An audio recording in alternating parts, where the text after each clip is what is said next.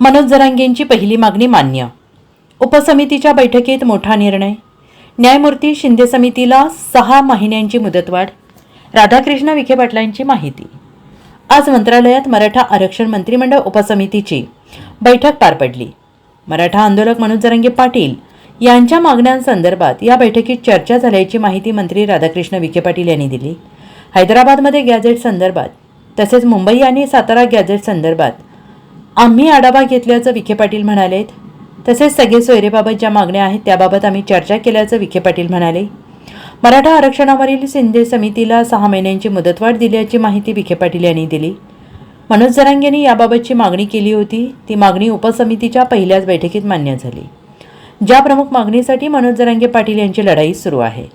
आजच्या बैठकीनंतर आम्ही पुन्हा बैठकीला बसणार आहोत. सर्वांची भूमिका ही सकारात्मक असल्याचं विखे पाटील यांनी म्हटलंय.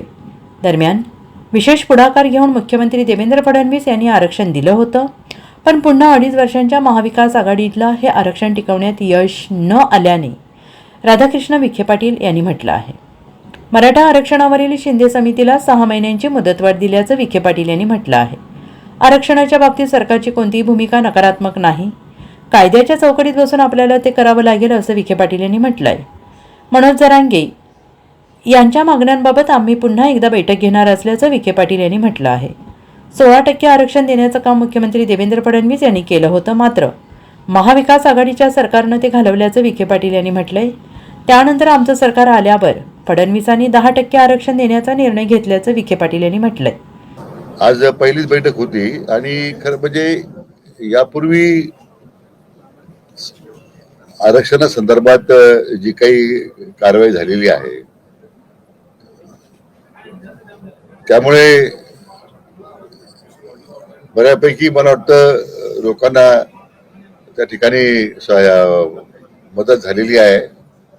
प्रश्न आता त्यांच्या मागण्यासंदर्भातला होता, माननीय जरांगे पाटलांच्या मागण्यासंदर्भात. तर त्याच्या बाबतीमध्ये एक प्राथमिक चर्चा मी आज केली की आपण उदाहरणार्थ त्यांची मागणी त्या हैदराबाद गॅझेटरच्या संदर्भात होती, सातारा किंवा मुंबईच्या गॅझेटर संदर्भात होती. त्याचा मी आज आढावा घेतलाय. बाकीच्या मग त्या सगळे सोयऱ्यांच्या संदर्भात त्यांची एक मागणी होती, त्याबद्दलही चर्चा केली आम्ही आज. आता वेगवेगळ्या कायद्याच्या प्रक्रिया सुरू आहेत. प्रामुख्यानं हैदराबाद गॅझेटरच्या बाबतीमध्ये न्यायमूर्ती शिंदे साहेबांची समिती जी गठीत करण्यात आली होती त्या समितीला मुदतवाढ द्यावी अशी त्यांची मागणी होती. ती आज आम्ही आणखीन 6 महिने, त्यांना पहिले 6 महिने मुदतवाढ दिली होती, आणखीन 6 महिने मुदतवाढ देण्याचा निर्णय आपण केलेला आहे आज. त्यामुळे ते त्या गॅझेटरचा अभ्यास करून त्या संदर्भात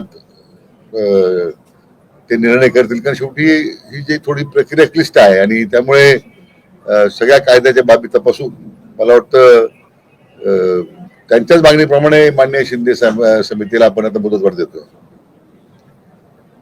अन्य काही ज्या विशेष करून मध्ये सरकारी नोकरी देण्यासंदर्भात त्यांची एक मागणी द्याव्यात. फक्त आता बहुतेक सर्वच उमेदवारांना जे मृत पावलेली जी त्या ठिकाणी जी मंडळी होती, तर आता मला वाटतं फक्त 9 लोकांची नोकरीची जी नोकरी देण्याची अद्याप बाकी आहे, तर त्या सुद्धा एसटी महामंडळामध्ये द्यायचा निर्णय झाला होता. तर तो सुद्धा पुढच्या 3 महिन्यामध्ये ती प्रक्रिया पूर्ण करून त्या सगळ्या 9 लोकांना नोकरी देण्यात येतील.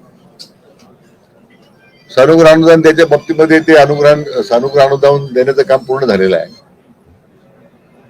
आणि त्यामुळे मला वाटतं प्रामुख्यानं हे जे प्रमुख मागणी ज्या संदर्भात त्यांची जी आज लढाई सुरू आहे किंवा त्यांनी त्या बाबतीमध्ये सरकारकडे जी मागणी केलेली आहे, आज पहिलीच मीटिंग होती, आम्ही सगळी माहिती घेतलेली आहे. लगेच आम्ही त्या संदर्भात पुन्हा एकदा बसणार आहोत.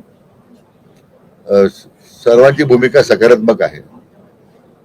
माननीय मुख्यमंत्री महोदय यांनी तर यापूर्वीच या बाबतीमध्ये विशेष पुढाकार घेऊन 16% आपण स्वतः आरक्षण दिलं होतं. माननीय देवेंद्रजी मुख्यमंत्री असताना मधल्या 2.5 वर्षाच्या महाविकास आघाडी सरकारच्या काळामध्ये दुर्दैवानं ते आरक्षण गेलं की टिकवण्यामध्ये त्या महाविकास आघाडीला अपयश आलं. पण पुन्हा एकदा महायुती सरकार आल्यानंतर 10% आरक्षण द्यायचा निर्णय झाला आणि अद्याप ते आरक्षण आता मान्य सर्वोच्च न्यायालयात टिकून आहे. कुठल्या प्रकारची त्या आरक्षणासंदर्भात सुद्धा आवश्यक वाटलेस तर त्या ठिकाणी जी काही कायदेशीर प्रक्रिया करायची आपल्याला तर ती आपण शासन करतोच आहे. परंतु आरक्षणाच्या बाबतीमध्ये शासनाची कुठली भूमिका नकारात्मक नाही आहे. शेवटी कायद्याच्या सगळ्या चौकटीत बसून ते आपल्याला करावं लागेल आणि म्हणून ती सकारात्मक चर्चा आमच्या आज या पहिल्याच उपसमितीच्या बैठकीमध्ये झाली. Bureau report, SPN Marathi, Mumbai.